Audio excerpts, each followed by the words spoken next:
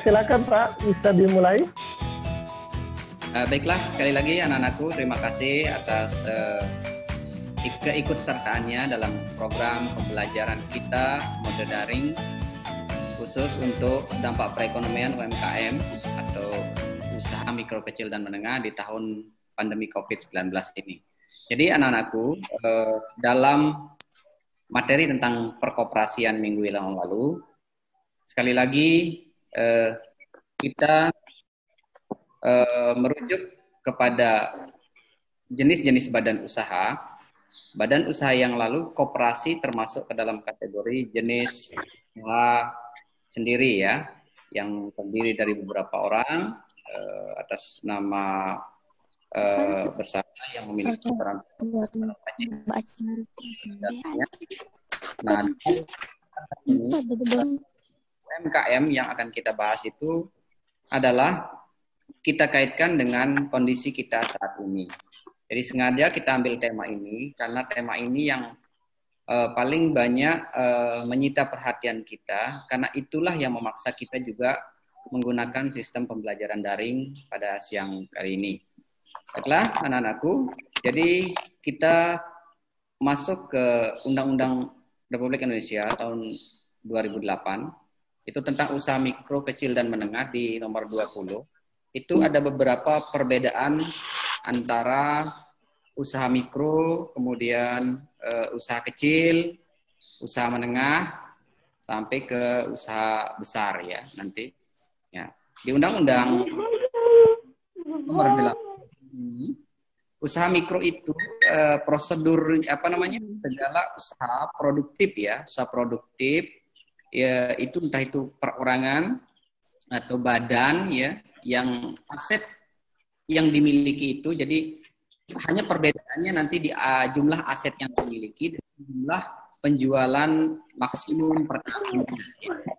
Untuk mikro paling banyak kekayaan yang dimiliki itulah 50 juta.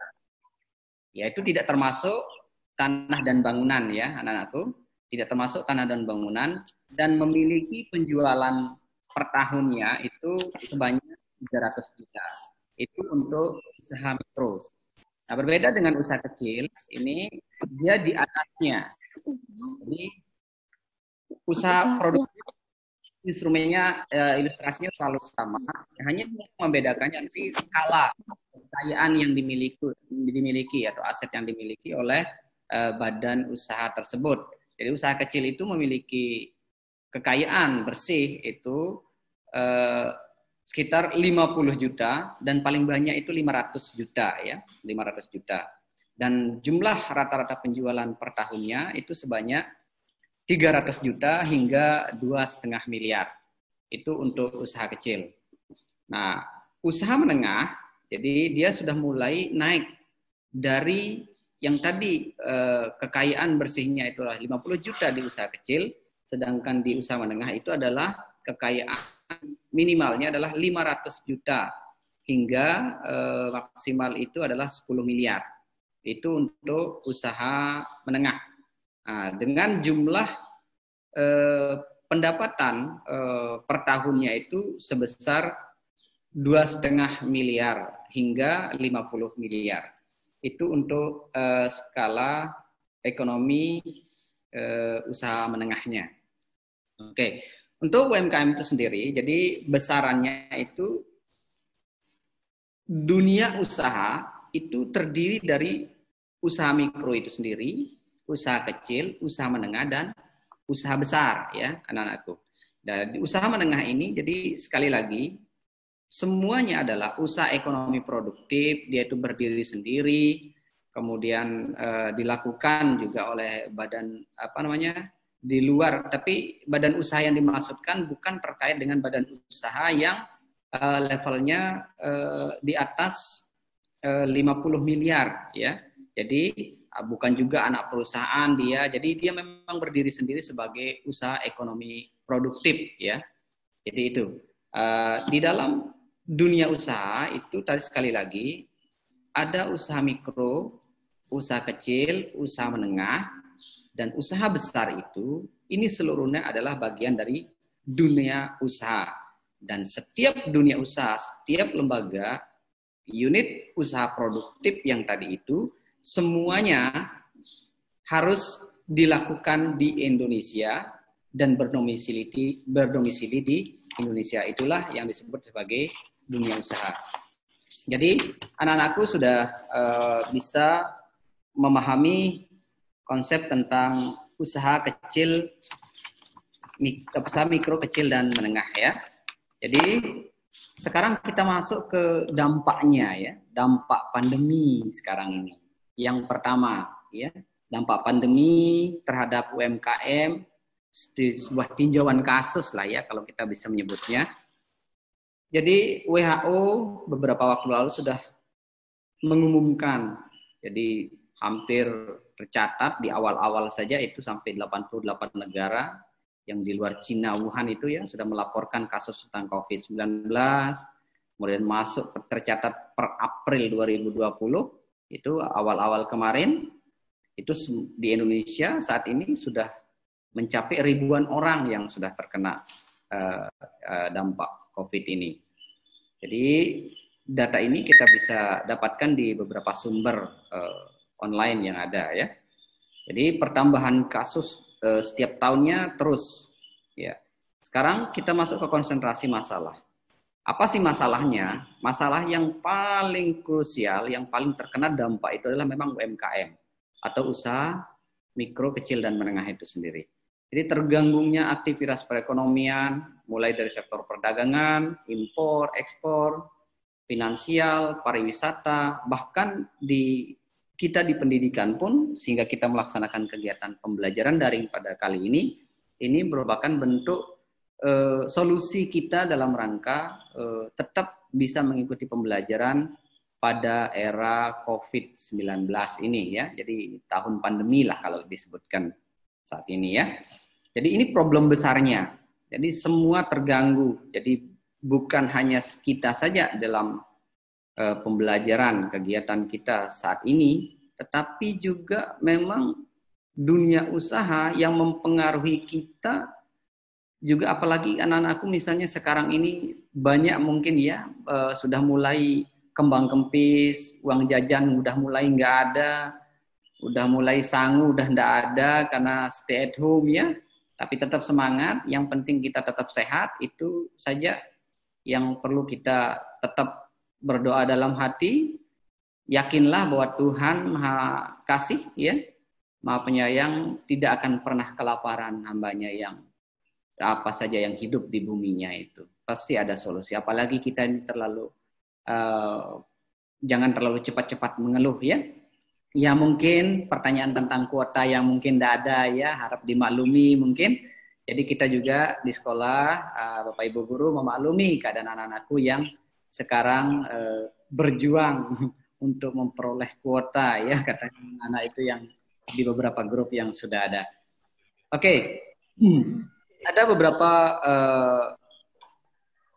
analisis masalah dalam rangka penguatan ekonomi UMKM itu.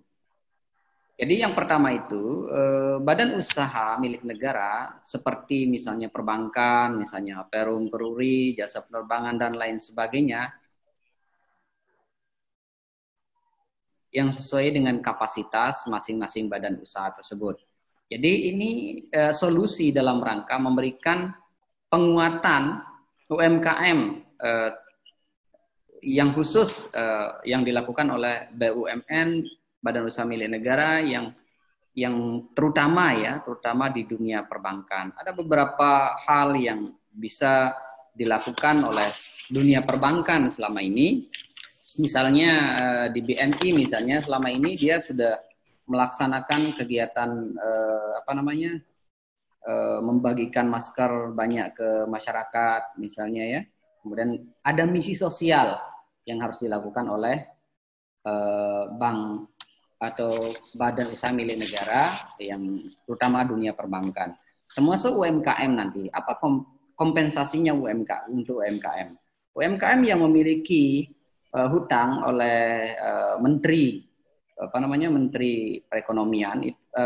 Perekonomian maupun Menteri Koperasi dan UMKM itu sudah memberikan keringanan kepada UMKM atau skala kredit mikro kecil ya. Dalam hal ini yang memiliki pinjaman 10 juta ke bawah, kemudian yang memiliki tanggungan hutang piutang di beberapa perbankan, itu bisa ditangguhkan pembungaannya bahkan setorannya hingga 6 bulan ke depan. Bahkan oleh pemerintah memberikan kebijakan bahwa pembebasan pajak ya untuk beberapa UMKM yang ada. Jadi itu yang sudah dilakukan oleh pemerintah kita. Jadi yang perlu diperhatikan oleh UMKM dalam rangka menyelesaikan masalah-masalah yang terjadi, misalnya untuk tetap survive dalam rangka menguatkan perekonomian, khususnya masyarakat menengah ke bawah melalui UMKM-nya, itu ada memang beberapa tips ya, yang dilakukan misalnya oleh Pak Sandiaga Uno, misalnya sudah memberikan beberapa tips di beberapa daringnya beliau ketika melakukan konferensi pers model daring juga yang kita ikuti itu. Jadi yang perlu juga nanti oleh lembaga usaha itu harus memiliki cash is the king kalau dia nyebutnya. Jadi harus ada persiapan cash. Jadi cash itu betul-betul dijaga untuk saat-saat ini. Jadi untuk berpikirlah untuk melakukan investasi di saat-saat seperti ini, berbelanja yang berlebihan di saat-saat seperti ini, uang cash harus menjadi utama, sehingga beliau itu menyebutnya sebagai cash is the king untuk saat-saat sekarang ini. Jadi uang cash itu sangat diperlukan, jangan boros, tahan pengeluaran apapun bentuknya dalam rangka memperkuat kita untuk menghadapi COVID-19 ini sampai batas waktu yang kita juga tidak jelas ya kapan berakhirnya. Walaupun diprediksi sampai bulan Mei, bulan Juni, mungkin bisa lebih lama lagi. Tapi kita tetap berdoa mudah-mudahan COVID-19 ini menjauh atau bahkan sudah kita kenal lagi hingga masa kehidupan kita ini ya. Jadi itu beberapa analisis. Jadi yang berikutnya ada beberapa analisis yang lain, misalnya adapt to the new normal katanya. Jadi mengadaptasikan diri dengan kondisi yang normal sekarang ini. Jadi UMKM melalui kebijakan-kebijakan yang dirilis oleh Bank Indonesia, Otoritas Jasa Keuangan, itu harus siap dengan kondisi yang sebenarnya tidak normal, tetapi kita harus membuatnya menjadi normal sebagai suatu hal yang sebagai fakta yang terjadi saat ini. Kita nggak bisa menghindar, yang kita lakukan adalah mengkondisikan diri kita bagaimana kita tetap survive, terutama ekonomi keluarga di rumah, khusus kepada UMKM sebagai topik bahasan kita hari ini, itu harus mampu mengadaptasikan keadaan ini menjadi betul-betul bisa dinormalisasi, ya, dinormalkan. Jadi itu waktu investasi dalam hal ini, kalaupun misalnya kalau kebetulan Pak Guru sudah menyinggung tentang investasi tadi, sekalipun misalnya harus berinvestasi hari ini, satu sisi ada waktu memang yang tepat untuk berinvestasi, tapi investasinya harus jelas ya, harus artinya yang memiliki perspektif yang bagus untuk saat-saat ini. Sekarang ini misalnya produk lontong atau sembako itu masih sangat kuat. Jadi anak-anakku bisa lihat sekarang Indomaret, Alfamart misalnya, beberapa usaha-usaha kelontong yang lain hampir kita bisa melihat itu hampir tidak terganggu, karena itu kebutuhan sehari-hari yang siapa saja pasti membutuhkannya. Nah, solusi bagi UMKM hari ini juga perlu melakukan tindakan-tindakan dalam rangka memperkuat atau survive di bidang usahanya. Mungkin tidak hanya berada di tempat dalam menjual barang di tempat masing-masing, tapi harus menggunakan online shop atau yang sering kita sebut sebagai all shop ya. Jadi menggunakan sistem online sekarang ini sangat potensial untuk memperkuat perekonomian di level menengah ke bawah. Jadi dari sekian penjelasan Pak Guru ini, Pak Guru bisa mungkin menyimpulkan dari sekian banyak argumentasi tentang bagaimana menghadapi era COVID-19 kali ini, sementara perekonomian tetap dalam kondisi semakin memburuk. Sebenarnya pemerintah walaupun sudah melakukan beberapa tindakan, tetapi bagi kita, terutama UMKM, harus peka terhadap situasi yang ada. Jadi kasus-kasus yang sudah terjadi itu jangan semakin diperparah dengan kita selalu lebih banyak menyebarkan berita-berita yang begitu menakutkan. Kalau boleh kita bilang agak pesimis kita untuk bisa survive dalam kondisi kali ini. Bagaimanapun juga kita tetap berdoa semoga corona ini ke depan sudah tidak kita kenal lagi. Untuk sementara ini mungkin ini dulu sebagai wacana awal sampai kita menunggu diskusi berikutnya dari anak-anakku semua. Terima kasih Pak Guru Hamdani, saya kembalikan, kita buka diskusi untuk anak-anak kita. Terima kasih. Assalamualaikum warahmatullahi wabarakatuh. Waalaikumsalam warahmatullahi wabarakatuh. Baiklah, untuk anak-anakku semua yang ingin bertanya bisa klik di bawah atau di manajemen kalian, ada manajemen partisipan. Nanti tinggal anak-anak mengklik di pojok kanan bawah partisipan tersebut ada raise hand atau raise hand tulisannya untuk mengangkat tangan ya. Nanti kalau ada yang mengangkat tangan, Pak Guru akan mengaktifkan mic-nya dan mempersilahkan anak-anak jika ada hal-hal yang ingin ditanyakan. Ya, mulai dari sekarang Pak Guru bisa persilahkan atau bisa melalui via chat juga. Benar-benar persiapkan diri untuk misalnya mungkin ada yang melanjutkan pada jenjang pendidikan yang berikutnya di perkuliahan, mungkin ada juga yang langsung memilih untuk kegiatan usaha atau membuat UKM ya, UMKM yang seperti yang dimaksud tadi. Kira-kira trik-trik apa yang bisa kita berikan kepada siswa-siswa kita yang nantinya sudah mau keluar baik menghadapi dunia usaha untuk seandainya ingin membuka UMKM tersebut. Silakan. Terima kasih Pak Guru. Jadi anak-anakku semua yang kelas 12 khususnya ya, yang sudah melaksanakan kegiatan usia, walaupun sebenarnya sudah dihapus, tapi sudah kita laksanakan untuk SMA, dan pun bahkan untuk SMK sudah dilakukan, tetapi tidak diambilkan nilai penuh dari sana. Untuk kita banyak mengambil nilai-nilai dari rapot, jadi tenang bagi anak-anakku yang kelas 12. Nah, sekarang ini anak-anakku sudah mulai mungkin ya kebingungan apa dan mau ngapain saat ini, udah nganggur, era COVID, kemudian sudah selesai sekolah mau ngapain. Jadi ada beberapa mungkin yang perlu dilakukan oleh anak-anakku. Fokus pertama misalnya, fokus pada keahlian apa yang sebenarnya anak-anakku miliki. Ini sebenarnya sudah sering Pak Guru sampaikan ketika berada di ruang belajar yang langsung pertemuan tatap muka kita. Jadi kemampuan apa yang memang anakku bisa lakukan, keterampilan apa yang paling dekat yang bisa menghasilkan. Ini kita bicara hanya untuk memang jangka pendek dalam rangka mencukupi kebutuhan kita dan kita tidak menganggur ya. Jadi kalau udah menemukan apa potensi atau keterampilan yang setidaknya bisa kita lakukan, jangan bertanya modalnya dari mana ya. Mulai saja, bagaimana caranya memulai. Itu perlu ada negosiasi. Jadi negosiasi itu dilakukan oleh anak-anakku.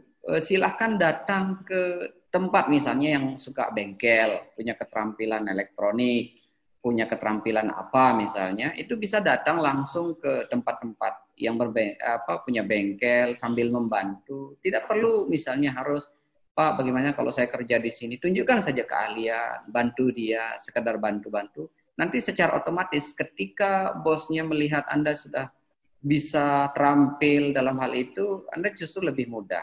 Nah, khusus misalnya untuk masuk ke wilayah UMKM, tadi untuk skill yang mungkin bicara tentang modal, sekarang kita ingin membuat UMKM. Mungkin satu pertanyaan yang biasa muncul dari anak-anak, nggak punya modal Pak untuk buka usaha dan lain sebagainya. Yang pertama yang paling saya tekankan adalah bangun kepercayaan dulu. Jadi sementara ketika kita bersekolah, membangun jaringan untuk membuat orang lain percaya kepada kita, itu dari kebiasaan kita, attitude kita. Kebiasaan kita yang berjanji selalu kita tepati, kebiasaan kita ketika kita bersama teman bisa dipercaya, memegang amanah. Sebenarnya itu dalam rangka membuatkan kita jalan untuk membangun jaringan ke depan. Jadi beberapa anakku yang sudah lulus sekarang, yang sudah menerapkan konsep-konsep kepercayaan dan lain sebagainya itu, sekarang bisa memulai membangun komunikasi dengan beberapa dunia usaha yang mungkin di sekitar anak-anakku sudah mulai mengenal. Kalau yang tidak punya modal ini. Bapak Ibu guru juga misalnya yang punya usaha, beberapa Bapak Ibu guru yang punya usaha di sekolah, itu punya usaha sampingan itu bisa dikoordinasikan. Pak, apa yang bisa berpotensi untuk kita jual misalnya. Bu, apa yang bisa kita lakukan untuk dalam rangka untuk daripada saya nganggur, apa yang bisa saya lakukan. Nanti pasti akan ada solusi. Solusi itu entah dari Bapak Ibu gurunya yang menawarkan Anda bisa menjual barang-barang yang langsung dari Bapak Ibu gurunya yang selaku pemilik usaha misalnya. Jadi itu adalah modal. Anda dipercaya untuk membawa barang mereka, pengusaha itu. Itu yang pertama. Berikutnya, ketika kita memiliki modal, maka hal yang paling potensial untuk saat ini, silakan hal-hal yang sederhana, yang tidak mudah rusak, itu bisa anak-anakku jual di beberapa media online terutama untuk saat ini. Kalaupun tidak bisa, silakan menggunakan media yang ada saat ini. Jadi penghasilan kecil yang kita miliki, penghasilan sederhana yang bisa kita peroleh hari ini, itu sebagai embrio kita untuk memulai dan membangun semangat bahwa kita bisa melakukan kegiatan usaha.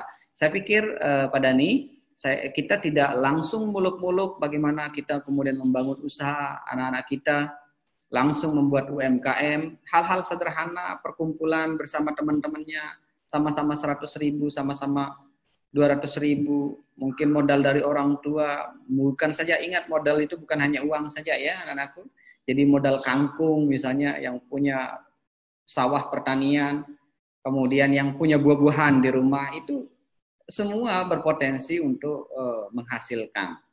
Dalam bentuk nanti anak-anakku bisa bekerja sama dengan orang yang punya kebun, bekerja sama dengan yang punya sayur mayur untuk dijual, kita yang menjualkan mereka ke pasar, atau kita yang mengambil beberapa barang-barang yang sudah disediakan oleh dunia usaha yang hampir semua kita sudah, asal peka saja saat ini. Makanya yang peka sekarang ini pasti bertahanlah untuk UMKM-nya, saya yakin itu. Jadi anak-anakku jangan terlalu ribet memikirkan bagaimana membentuk UMKM-nya, modalnya, dan lain sebagainya. Yang paling prinsip itu adalah bangun niat di dalam hati kita tuh kita mau berusaha, memulai usaha. Jadi prinsipnya beberapa usahawan hebat itu rata-rata mereka berprinsip jangan berpikir dari mana sumber modal, berapa jumlah modal, tapi yang harus Anda lakukan adalah memulai dari hal-hal yang kecil. Jadi itu aja mungkin. Luar biasa. Oke, luar biasa ya dari penyampaian Bapak kita ini. Tipsnya sangat luar biasa, mulai dari hal-hal yang kecil tanpa memikirkan modal terlebih dahulu, mulai dari kepercayaan dan lain sebagainya, sehingga kita bisa menjalankan usaha dari hal-hal yang bisa juga kita ya memanfaatkan modal kecil kita yang sangat sederhana itu melalui handphone ya Pak ya. Seperti usaha online itu kan itu tidak perlu modal mungkin ya. Kalau misalnya ada yang memesan, kita tinggal pesankan langsung dengan modal pemesan, sehingga istilahnya usaha bisa berjalan juga gitu. Kira-kira bagaimana itu? Sangat betul sekali Pak Guru. Jadi ada beberapa all shop yang mereka memang tidak memiliki modal sama sekali. Dia hanya bermodalkan kuota lah, kalau kita modalkan 50.000 untuk masuk di beberapa all shop yang ada. Ketika ada yang memesan barang, nanti kita tinggal masuk ke siapa penjual yang menjual barang tertentu lewat agen itu, kemudian kita masuk sebagai pembeli, kemudian transfer di dunia usaha seperti itu. Jadi seperti yang saya bayangkan tadi, yang saya ungkapkan tadi itu, jangan membayangkan hal-hal yang kemudian sangat berat sekali. Mulai dari hal-hal yang kecil tadi itu, hal-hal yang sederhana itu, langkah yang punya sensitivitas bagus sekarang ini, insya Allah itu yang bisa bertahan untuk kondisi sekarang ini. Jadi kalau enggak, itu yang terjadi adalah melempem dan malah justru otak kita akan terus mengkerucut, tidak punya kreativitas dan inovasi dalam rangka menghadapi situasi kali ini. Apalagi jangka pendek kita butuh hal-hal yang sangat urgent dalam secara fisik kita harus penuhi. Itu aja. Oke, kita masih punya waktu ini ke sekitar 12 menit lagi. Mungkin sepertinya sudah sangat jelas sekali, semua sudah sangat paham tentang materi kita pada hari ini untuk menghadapi bagaimana situasi COVID-19 pada saat ini dan cara-cara atau trik-trik mengatasi hal tersebut. Ya, sangat luar biasa sekali penyampaian dari Bapak Habibur Rahman di sini. Baiklah, karena saya rasa para peserta juga sudah paham, sudah mengerti tentang apa materi yang disampaikan pada hari ini. Pak Guru, saya minta untuk Bapak Habibur Rahman atau Bapak Guru Habibur Rahman untuk menyampaikan closing statement-nya untuk menutup kegiatan kita pada siang hari ini. Saya persilahkan Bapak. Terima kasih Pak Guru. Anak-anakku, teman-teman semua yang mengikuti kegiatan daring pada siang hari ini, terima kasih Pak Guru ucapkan atas partisipasinya. Kemudian anak-anakku, jangan lupa tetap berdoa pada Tuhan bahwa semua permasalahan kita hari ini pasti akan berlalu. Itu yang pertama. Yang kedua, tetap jaga kesehatan anak-anakku, makan yang cukup, makan yang bergizi. Bergizi tidak harus mahal, ya.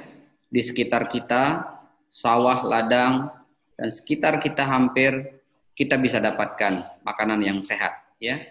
Jaga kebersihan, tetap jaga jarak, social distancing.